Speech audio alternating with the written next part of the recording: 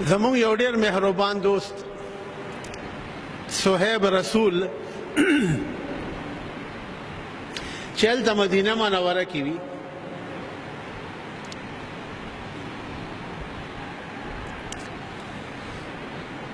رمضان کې ما ته د شپې ووی چې سحر به زه زیاراتو ته او انشاءالله داسې زیارات به در باندې کومه چې که 50 کاله خو څوک دلته تلي راغلي نو هغوی به په خوب کې هم نه لیدلي ما دې نه ښه خبره کمه ده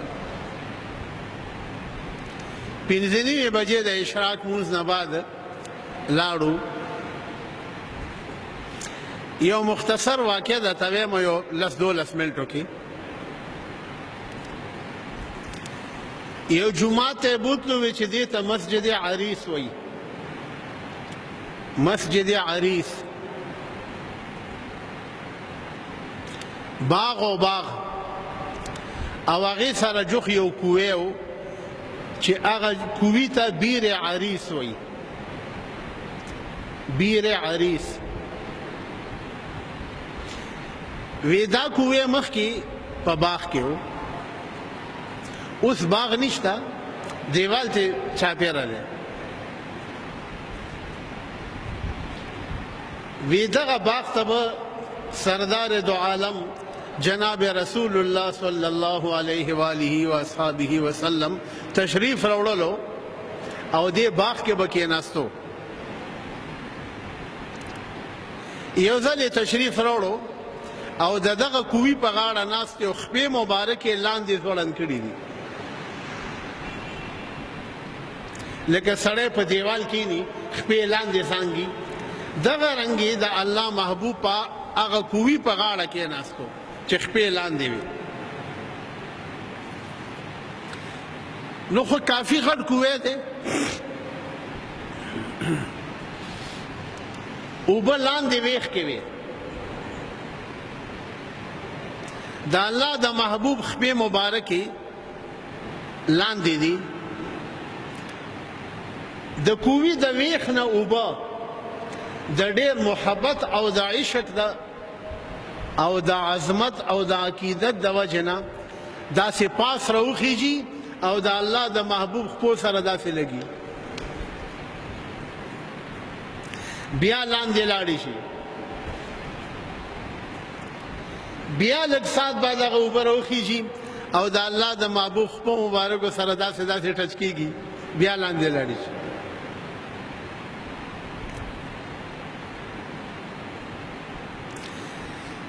دې کې چا دروازه وډبوله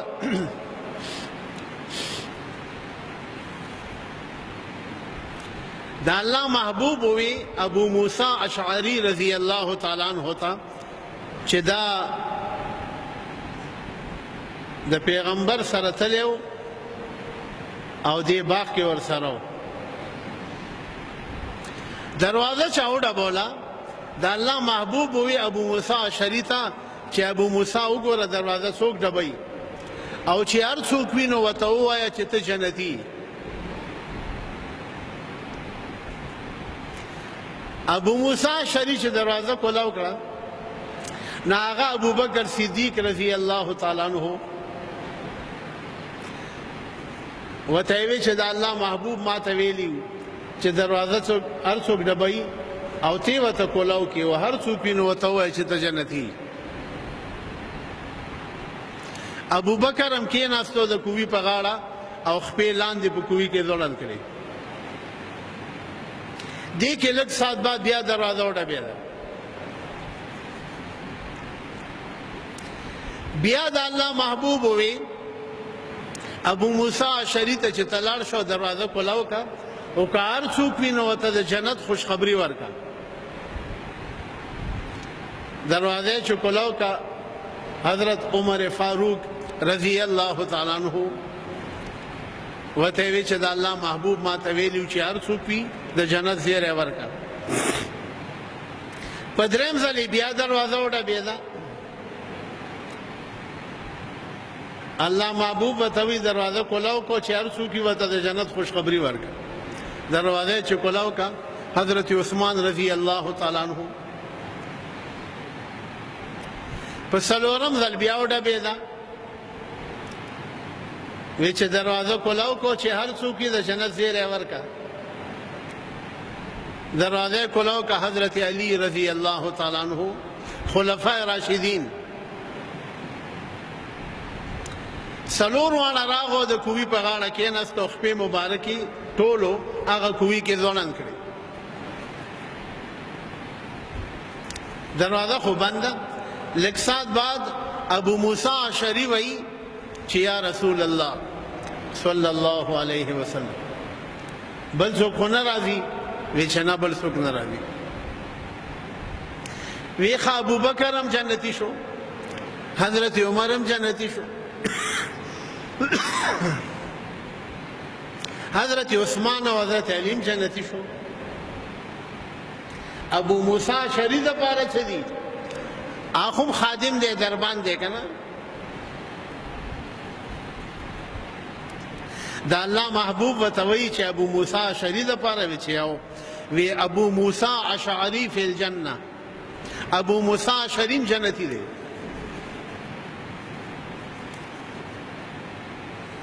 نو غرض زما دی واقع کی داو چھ دا اللہ دا محبوب خپو سرا اوبه د ویخ نه راخیږي او داسې لګي بیا لاندې دي کومو خپو باندې چې الله قسم خوري هغه خپو ته به د کووي د تل نه اوبه څنګه نه راخیږي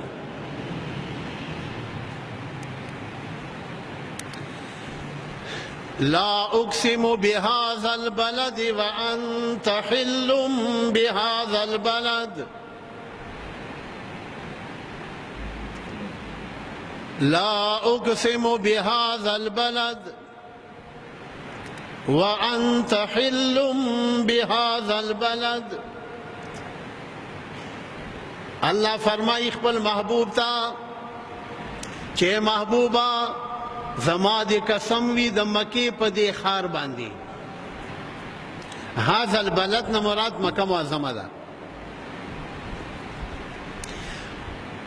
علماء لیکلي دي چې د سړي زړه کې راځي چې الله د مکې په خار قسم خوري د دې وجه نه چې بیت الله شریف پکې دی دا الله کور دی پکې مقام ابراہیم دے پکی صفا مروہ دا کم دے کی چھ بی بی حاجرے منڈے والی وی حتیم سر خواوشا کے دا اویاو پیغمبرانو قبرون دی حتیم یا میزاب رحمت دا دی اعلان دی اویا پیغمبران خخ دی دا غرنگ دیر مبارک مقامات تی پا مسجد حرام کی نو د سړي ذهن کې راځي چې الله د دې وجه نه په قسم خوري چې بیت الله دی صفا مروه دا مقام ابراهیم دی نو الله مخکې نه د دې جواب کړی دی چې زه د مکې په ښار قسم د دې وجه نه خورم چې بیت الله دی پکې یا پکې مقام ابراهیم دی یا صفا مروه ده نو یا الله ولی قسم خوري نو الله خپل محبوب ته وایي چې تم وورا او د خپل امت ته دې موایا چې زه چې د مکې په ښار قسم خورم د دې وجې نه وانت حل بهذا البلد چې د مکې د ښار د ځمکې سره ستا قدمونه لګېدلي دي ستا د قدم د وجې نه زه په دې ځمکه قسم خورم د دې وجې نه پې نه خورم چې بیت الله دی پکې صفا مروه او مقام ابراهیم دی پکې نو کومو قدمونو باندې چې الله قسم خوري هغه قدم بم قدمی کنه هغه خپې بم خپې وي، هغه لاسونه بم لاسونه وي، هغه بدن مبارک بم بدن وي، هغه سترګې، هغه غوږونه، هغه پوزه، هغه سینه، هغه زلفې چې په خدای قسم خوري. نو عزیزانو عرض مې دا دی چې د الله د محبوب ډېر لوی شان دی، ډېر لوی شان او ډېر لوی عظمت دی. نن د مسلمان زړه کې د الله محبت